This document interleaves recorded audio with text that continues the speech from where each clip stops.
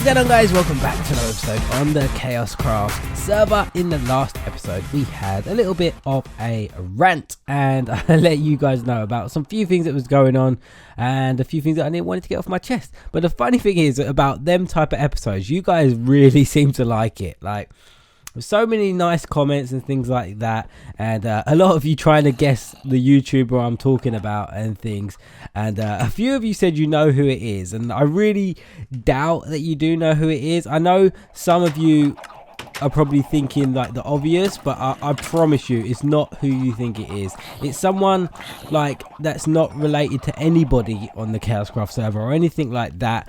Like, they haven't done any collabs with anyone on the Chaos Craft server. No, it's not been in any videos with anybody that I know.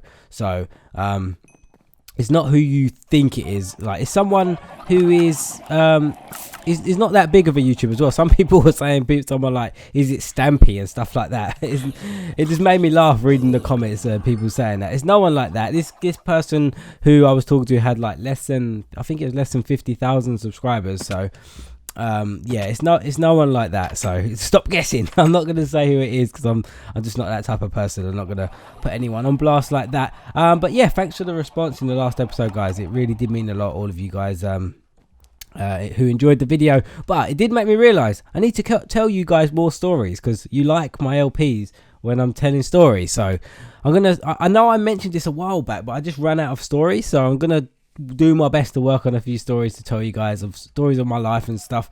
I'm just bad when I get put on the spot. Whenever I get put on the spot, I'm really bad at thinking of stories. Like, I'll be sitting here talking to Zai and I'll tell her tons of stories because she's telling me stories about her life, and then I'm telling her stories about my life, and they just come up, you know. Like, when she's telling me something, oh, is it redstone? I'm thinking about potions now. Is redstone length, or I think redstone makes it longer, doesn't it? Glowstone makes it stronger. Sounds weird. Redstone makes it longer. I might sell that in my shop, redstone. But yeah, what was I saying? I was saying that, yeah, when I'm sitting there talking to Zai, she's telling me stories about her life, and then when she tells me things, it reminds me of things about me, and then I tell her stories like that. But whenever I'm on the spot, I just can't think of stuff, so I'm gonna start writing stuff down when I think of stories and things like that, so I can start telling you guys some stories, because you really do seem to like it when I tell you stuff about my life. I've got a story for you today, so you don't need to worry about that. I'll tell you some cool stories today as well. But what we're going to be doing today, we're going to be going back to the shop area. I know I didn't do much in last episode, but we're definitely going to be doing something today. We're going to go back to the shop area, and we are going to work on finishing that, like, completely, because I just want to get some seats on the outside of it and stuff, and all kind of cool stuff like that, and just make it look completely finished. So that's why I'm getting speed potions, because I don't think I actually mentioned this in one of my LPs, but I was streaming and I had 3 items that I was selling in the shop. It was chicken, beef, and golden apples. That's what I'm going to sell in my shop, and I needed one more item to sell.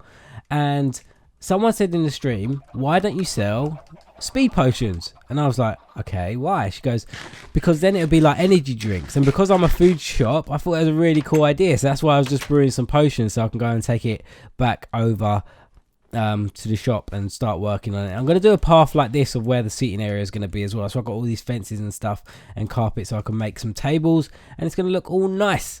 But guys, yes, the story that I'm going to tell you guys today. Recently, me and Zai was talking, and as you guys know, our birthday is on the same day. And we was talking about what are we going to do for our birthday this year, because usually we go somewhere. I think last year we went to Lion King. Was it last year or was that the year before? I can't remember. I can't remember. It's one. Well, we always do something. I went to the play Lion King quite recently. It was either last year or the year before. But this year we was talking about what are we going to do this year for our birthday, and we didn't really know what. We haven't come up with an idea just yet. But that had us talking about what we did for our birthdays when we was younger.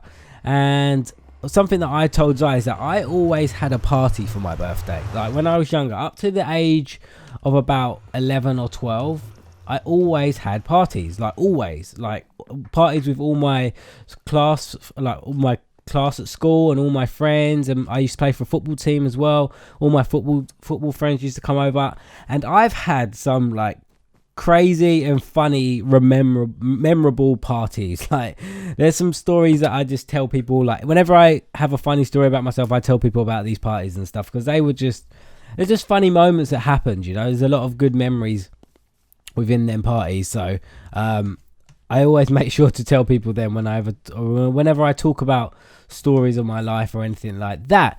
So let me tell you about some of these parties that I had. Now, the first parties that come to mind is one time when I had to be, because I was in like elementary school, so I had to been about how old was I would say 10, about 10. And I wanted a disco. That's what I wanted, like a disco. So my mum and dad, they rented out a hall, and where we could have a disco. And I invited literally all my class. There was like 30 people in my class. And I invited every single one of them. And my dad back then, because my parents are quite young. So if I was 10, my dad was, like late 20s. So he's quite young. And my dad was like a DJ back then. He used to do some DJing on the side, like for clubs and stuff. And I wanted a disco, and every disco needs a DJ. So my dad said, don't worry, we don't need to buy a DJ. We've already paid for the hall. I will do the DJing. And we were like, all right, you do the DJing then. So we planned all the party, invited all the friends, and everybody came over. And yeah, the party was started, like the disco was starting. And the DJ, my dad got there a DJ. He invited one of his friends that he used to DJ with as well. And yeah, they were setting up and everything like that. And while all of us, because we were kids back then, were just playing and doing whatever we did in the party, running around in the hall and stuff. So as they were setting up, they got everything set up, and everyone was getting a little bit bored because they wanted some music and stuff. They wanted to start dancing or whatever you do at discos. And my dad and his friend completely set up, and they're just about to start playing the music. And as soon as they started playing the music, they started playing some reggae music. And we were like, as kids, we were like, what? Like, I had everybody there, my whole class, and in my class there's only like 10 to 15 boys, and there was like 20 girls. So all these girls were there, and they wanted to like dance and listen to the music. I think back then it was like Britney Spears and stuff. That's all they wanted to listen to. And my dad puts on reggae music, and the little girls and the boys were just like, what is this? They didn't know what it was at all. And my mum went over to my dad, and he was like, why have you put this on? And my dad was like, that's the only music I've got. And like, they were trying to run around for about 30 minutes, phoning people up, telling them like, have you got any music that we can play for the disco? And like, the reggae music was still playing, no one was dancing. And then they were just, all the kids were just like, what is this? They'd never heard it before, because they were only like 10, 11, and they never heard it before. And they were like, it was just a disaster. It really was. So we was ringing people up, and we couldn't find anyone who had any music. Like, we really couldn't find anyone.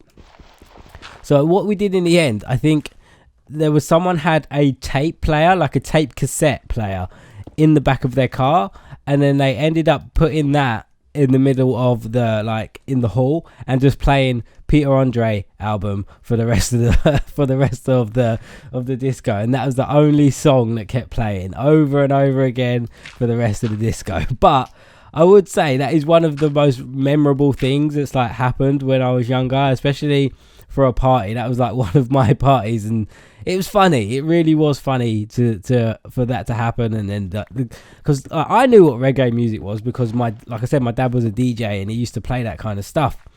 But these other kids didn't know what it was, and they were just like, what is this? What kind of disco is this? And back then, kids used to have discos quite a lot.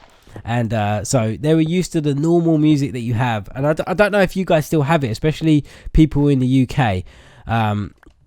Because I don't think in America you call it a disco, you call it like a dance. But in the UK, at the end of the year, we would have like a school disco, and it was basically, that's what everyone was used to, and they're hearing that kind of music and stuff like that. And so they wasn't very happy when they heard that music coming out.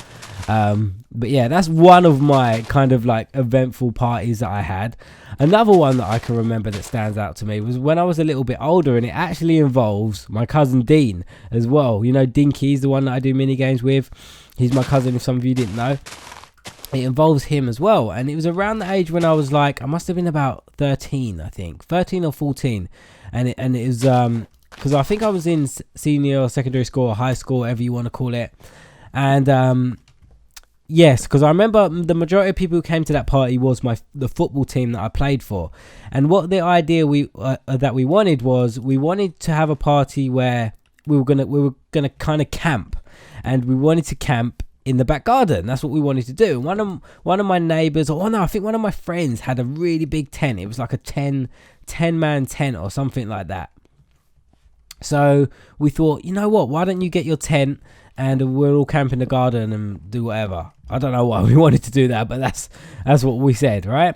So we got the tent and stuff, and everyone was coming around. I think earlier that day we went to a arcade where we was just messing around, doing what you do in arcades. And then we got home and we thought, my mum and dad said, right, why don't we go set up the tent now, and you guys can go camping in the tent.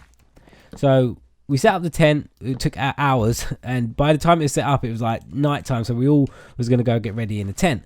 And one of my neighbors, who was like kind of close to me and the family and stuff like that, decided to play a prank on us. So while we was in the tent, he came out with like a torch, and then he came over to the tent and tried to scare us all. Well, we didn't try. He did scare all of us. He scared every single one of us. And then we just all started like screaming, and we ran inside the house, and we were like, oh no, we're not sleeping back out there. So we all decided we're not going back outside. So we all like wimped out, and we didn't go back outside. So what we decided to do was like, all right, let's just sleep inside. Now, some of this might sound weird to you guys, but back then the cool thing to do was, whenever you had a sleepover or anything like that, you didn't want to wear your pajamas, because if you wore your PJs, you felt like a little kid or something like that. So you didn't want to wear your PJs. So what you would do was, you would just sleep in like your boxer shorts. That's what you would do. But back then you had like huge boxer shorts, so they were like shorts anyway. They were really long. So basically everyone was getting ready for bed. They had their boxer shorts on, but my cousin Dean was there as well, because he's invited to all my parties because he's my cousin, and but Dean's younger than me, if you guys didn't realize that. So I think I was like 13 or something at the time, so that means Dean must have been about, no, I must have been younger than 13 then. So Dean must have been about, I think Dean was about 9, so I must have been about 12. Yeah, I think I'm 2 years older than Dean. I can't even remember. Something like that. I think Dean was 9, or I'm 3 years older. I can't remember. But Dean was younger than me. A lot younger. He was still a kid. So all of us came downstairs, as weird as it sounds, in our boxer shorts. And we were getting ready for bed, doing what we was doing. And then Dean said to me, like, oh, I've only got my pajamas. And they're like Spider-Man pajamas. And like, he didn't want to wear them because he thought like all these older kids are just like not wearing like silly pajamas or anything, and he didn't want to wear his. So I think I just said to him, just like go wear your boxers or something like that. Don't wear your pajamas. And he was like, okay, I'll do that. And then he went upstairs and he went to go get changed, and all of us were downstairs. Don't know what we was doing. I think we was playing PlayStation or whatever we was doing. And we was all down there playing PlayStation. We was waiting for Dean to come down, and then when he came down in his boxer shorts, like all of us were, but he had Spider-Man boxer shorts on, and all of us just started laughing, and we felt so sorry for him. And then we was just like, go upstairs and wear your normal pajamas. And then he just came downstairs in his normal pajamas. But it was just so funny because you could tell that he wanted to be like the rest of the guys, but he was just he was young, and we just all said like, he just walked downstairs in his Spider-Man underwear. And we all just started laughing at him.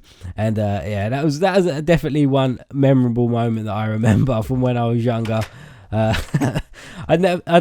think Dean probably still remember that. If you guys watch Dean's videos or Dinky's videos, make sure you go and put it in his comments. I guarantee he'll either remember or he'll either think like, what are you talking about? How many more of these do I need? So it's 2, 4, 6, 8, 10, 12, 14, 16, 18. Oh, I need quite a lot, or 19 because I need that one. What do you guys think of this? I think it looks quite nice with the seating and stuff. So this is going to be my shop. That's what I'm going to sell. I'm going to sell chicken, beef, golden apples, and energy drinks. Well, what? Oh my god. The creeper just blew up my stuff. Wow. What do you think of it now? Looks great now, doesn't it? Oh my god. Guys, I'm going to end it here because I was pretty much done. I was only going to just organize the inside, but I guess I have to do this all again now. But I'm going to end this episode here, guys. You can see what I'm kind of aiming for, so hopefully you guys like it. But I'm hoping you guys all enjoyed. I can't speak. I hope all you guys enjoyed my stories that I was telling you about my birthdays. But yeah, I'm going to end it here, guys. Thank you so much for watching. I really hope you enjoyed it, and I'll see you again next episode on the Chaos Craft server. Let's see how many books we can make. Right, should I get the level walk first? Before I get the soul sand? Definitely get the netherwork first. Oh, that gave me 6. How much do we need?